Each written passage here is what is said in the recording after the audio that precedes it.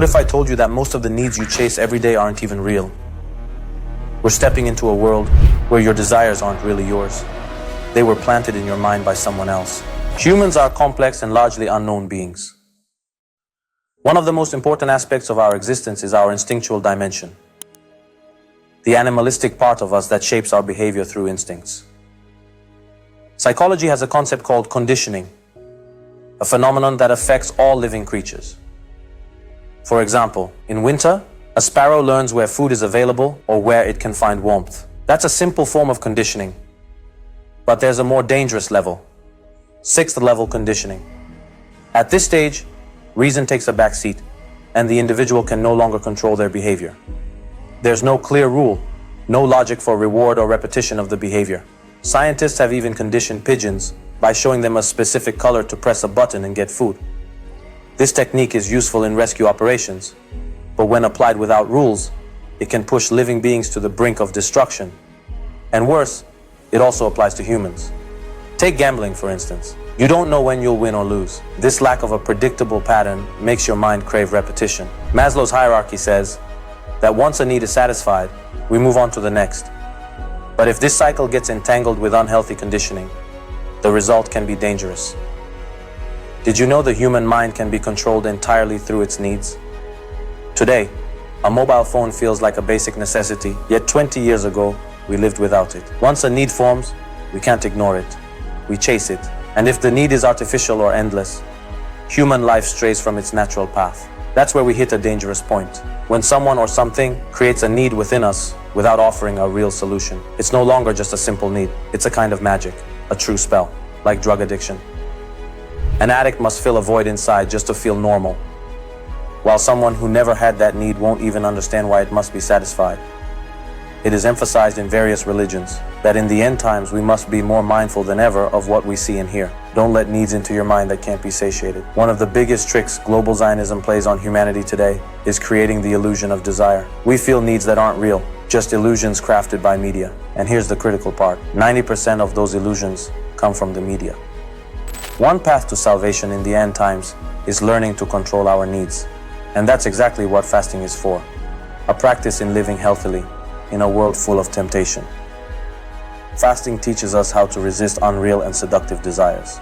The Qur'an in Surah Al-Baqarah verse 102 says, يُفَرِّقُونَ بِهِ بَيْنَ الْمَرْءِ وَزَوْجِهِ, which means they cause separation between a man and his wife through sorcery.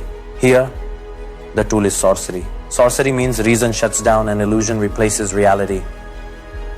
Remember when Pharaoh's magicians threw down their staffs before Moses?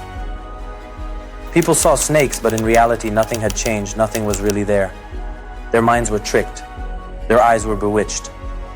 And the interesting thing is that the verb that indicates sorcery in that verse is in the present tense, meaning this is still happening. Sorcery hasn't ended. Today, husbands and wives are pulled apart by modern sorcery, not by spells and chants, but by imaginary expectations and media-created images. Media shows men an unreal image of women and gives women an unrealistic mindset about men. The result? Expectations that reality will never meet. Men are mostly visual and women mostly auditory. And interestingly, in Arabic, the word for man is mudhakkar, meaning someone who needs constant reminders. If a man and woman aren't together, that reminder, that balance, is lost. Unlike the Torah, which blames Eve for tempting Adam, the Qur'an says they both committed the sin. Eve didn't sin by eating the fruit, but by failing to remind Adam. When Adam brought the fruit, why didn't she stop him? Because she too had illusions in her mind, expectations growing in her heart. Men are primarily visual. They see and their hearts fall for it. It's not an absolute trait, but it's true in many cases. Now imagine a society where men are filled with illusion and expectation, and women endlessly try to meet those expectations. That's when things get dangerous, because this game has no end. Meanwhile, women stop seeing the future or the value of their femininity.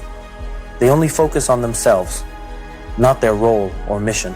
Projects like Barbie were designed exactly for this, to change how young girls see themselves. Western researchers once showed little girls some pictures and asked, "Who do you want to be when you grow up?" Most pointed to images resembling Barbie. Now that male expectations have skyrocketed, women unconsciously try to shape themselves into the images men want, images that aren't even real. And when natural beauty doesn't match, they turn to makeup. When makeup fails, they go under the knife. And still, men aren't satisfied, because this expectation has no end. This is sorcery. Real sorcery means altering minds, distorting reality. In this game, women are the most harmed, and men lose their protective nature, their natural sense of honor. When does a man stop defending a woman? When the woman is no longer a woman but a product. Why do some men proudly walk beside women without hijab? Because to them, she's like a luxury car, something to show off, not a human being with dignity.